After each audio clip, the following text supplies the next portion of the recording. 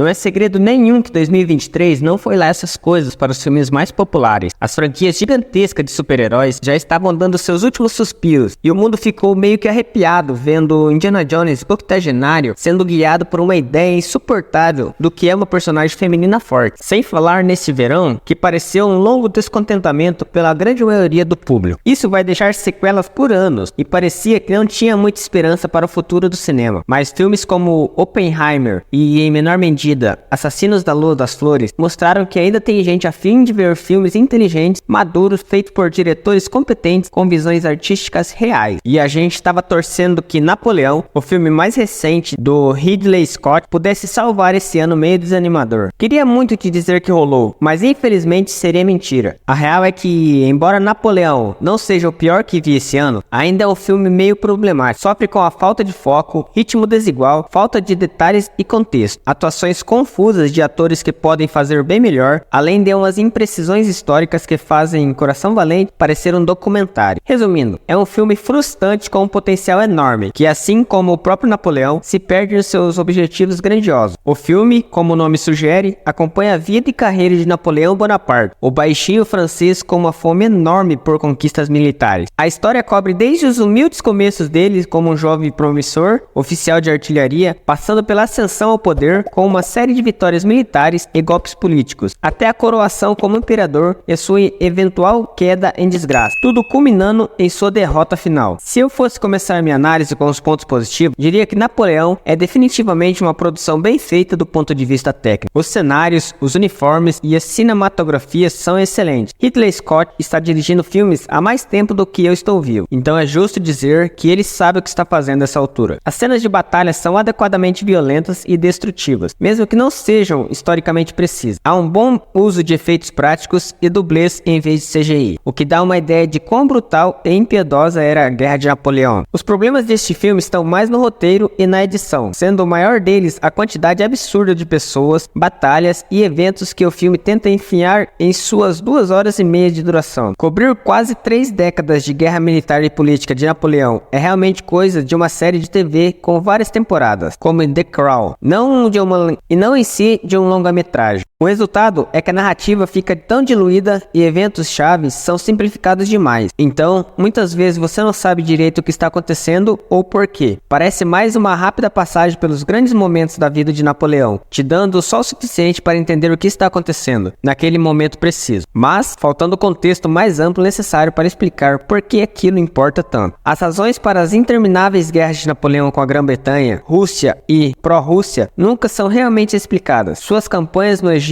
suas razões para voltar à Europa são ou ignoradas ou completamente inventadas, até mesmo sua invasão à Rússia. O grande ponto de virada na vida e carreira dele só ganham algumas poucas linhas de diálogo vagas para justificar. O mesmo problema acontece nas cenas de batalha. Conflitos principais como Austerlitz, Waterloo e Borodino, que se estenderam por quilômetros de linha de frente, envolveram centenas de milhares de homens e duraram dias inteiros, são resolvidos com um único combate que parece questão de minutos. Não há muita análise sobre o gênio tático, o planejamento e a criatividade que fizeram de Napoleão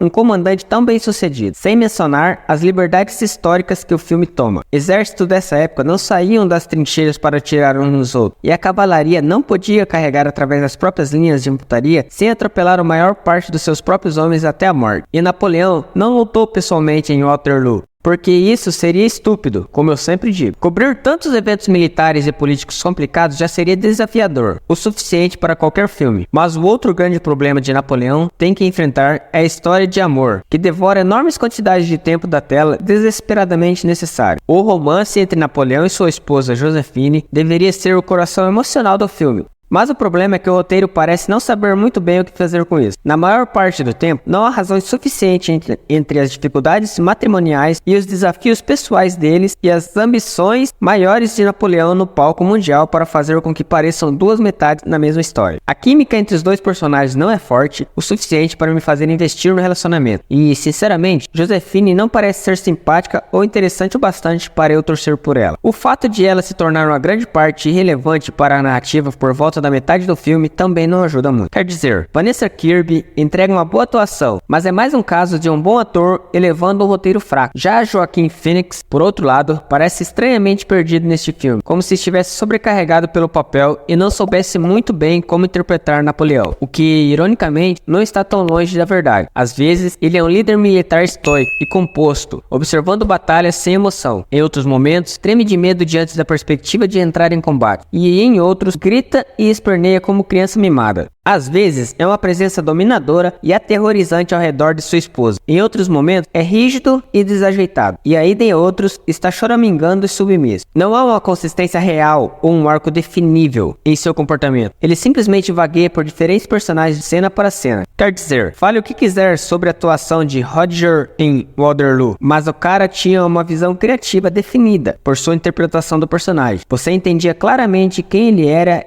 e o que importava para ele. E ele carregava essa ideia do início ao fim. Phoenix, por outro lado, parece despreparado e diminuído pela magnitude do papel que tem que desempenhar. Não ajuda também que ele está completamente fora da faixa etária correta na maior parte do filme. No Cerco de Tolo, no início do filme, o verdadeiro Napoleão tinha apenas 24 anos, enquanto o Phoenix tem quase 50. E parece, eu digo, isso realmente parece um homem de 24 anos para você? Todos esses problemas se acumulam em um filme que provavelmente nem deveria ter sido um filme. Uma série de TV de 10 episódios teria sido um veículo muito melhor para contextualizar a vida e as realizações de Napoleão de maneira mais abrangente. Ou um filme de romance contado exclusivamente do ponto de vista de Josephine teria explorado da maneira mais eficaz a vida privada dele, sem tentar equilibrar isso com todos os eventos épicos que mudam o mundo ao redor deles. Como está, Napoleão acaba sendo vítima de suas próprias ambições, sobrecarregado pela enormidade do que estava tentando realizar, e como resultado, se transforma em um produto frustrantemente defeituoso, que poderia e deveria ter sido algo muito melhor. Enfim, é isso que eu tenho para hoje. Você pode ir agora.